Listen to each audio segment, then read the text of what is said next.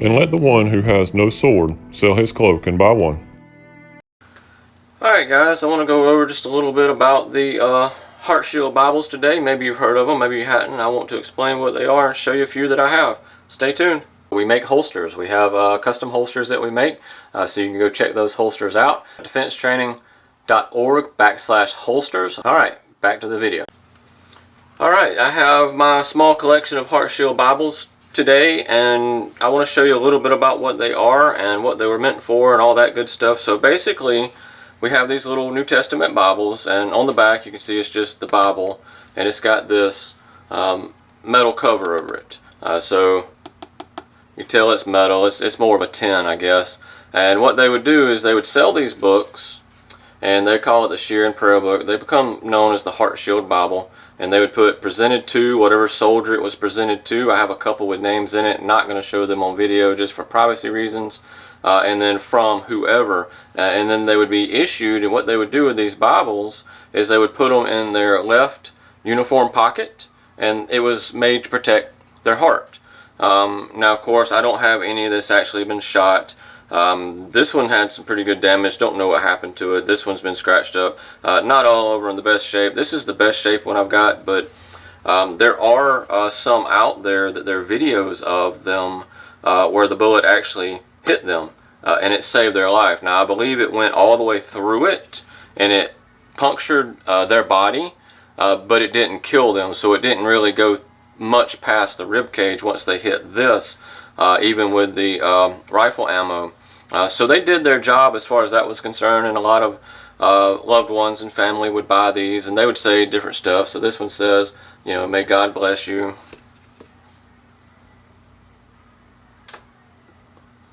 For my dear boy. It's hard to see. And then this one's, may this keep you safe from harm. And then this one is may the Lord be with you. So the B's kind of messed up right there. And when I get these, I don't try to clean them or anything. I leave them in their conditions because I like the historical factor of that. And these would be World War II. And these are honestly, if you think they're pretty neat or think they're pretty cool and you want one in your collection, just search online. You can find these pretty readily available.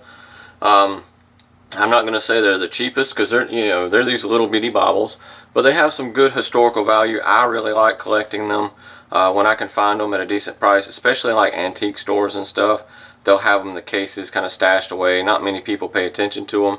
But then this one, it's the Korean War. So they made them all the way, I believe, to 1955, which would have put it in the Vietnam War. This one was produced in 1951, so this would have been for the Korean War. And then this one was made at the Spencer Press, which is really cool for me because my first name is Spencer. So that's really awesome. I would have to check some, I need to do some background checking on that and see if any ancestry there, because I'm actually kin to the man that made the Spencer rifle indirectly. He's a way distant cousin or something. I would have to look back on the family tree. But one thing that happened here, the World War II ones didn't have a back. They just had the front. But this one, the Korean ones, front and back. So they've got it on both sides. So you've got that little bit extra protection. Again, it's just sheet metal. Point blank range is not going to do a whole lot, but if that guy's shooting a little ways out, it hits, this could probably stop it. This one did not have, at least it didn't come. It has a place where you can kind of slide it in there, who it's to, who it's from, but it didn't come with it.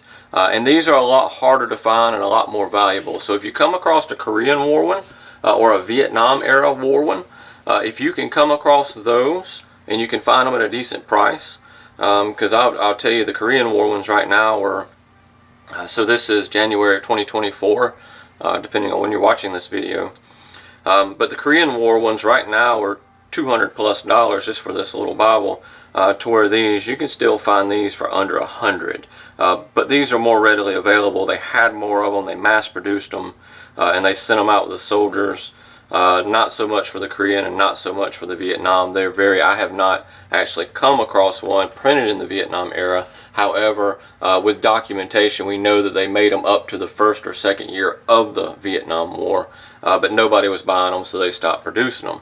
But I just wanted to show you that. It's called the Heart Shield Bible. That's what they're commonly known as. Again, depending on which one you got. So here it's the Heart Shield Bible. Some of them would call them the Shield and Prayer Book. It just depends on who made them, and depends on who you're talking to.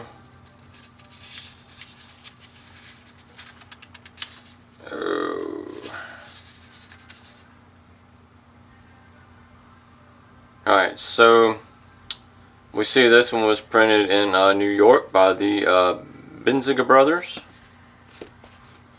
Let's see if we can find this one. This was Thomas Nelson and Sons. And you can tell a lot of these guys that carried these didn't open them very much. They just put them in their pocket and they forgot about them. This is Thomas Nelson and Sons.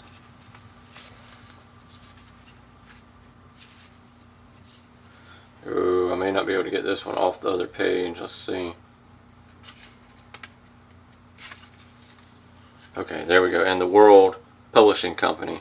So a lot of people made these, and more than likely what it was is they didn't actually make them outside of the size, and then they just probably ordered these from one or two companies and slid these on their Bibles and sold them as the Heart Shield Bible.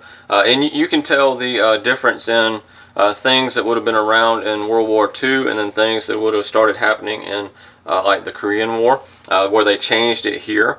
Kind of like if you watch the way cans and stuff are made, you can see the cans are made different. The same thing here, so you've got a little bit different here, the way this is attached to this part, which is pretty cool. It's very interesting at any rate. But I just want to show you a little bit about my small collection of Heart Shield Bibles. If you like historical stuff, especially World War II, Korean, Vietnam, and you could find one of these little Bibles, I say go for it, throw it in your collection. It's a really good keepsake, and it's a good talking piece. A lot of people see it and say, hey man, what's that? You know, I've got a micro museum that mine sit in there, and people look at them and they think they're pretty cool. But I just wanted to show you the Heart Shield Bibles, guys. Alright, this is Spencer with Defense Training. Stay safe, stay armed. Hey, we want to take a second just to let you know that we offer concealed weapons classes in South Carolina. We are in Anderson, South Carolina. So if you're local to us, check us out at defensetraining.org. We also offer other training as well. You can check that out again, defensetraining.org. Also, we make holsters. We have custom holsters that we make, so you can go check those holsters out. They are ambidextrous and both inside and outside the waistband holsters. They are made of Kydex. They have a lifetime guarantee and a 60-day money-back guarantee. So check those out at defensetraining.org/holsters. All right, back to the video. Please like, subscribe, and comment on this video below. Thanks.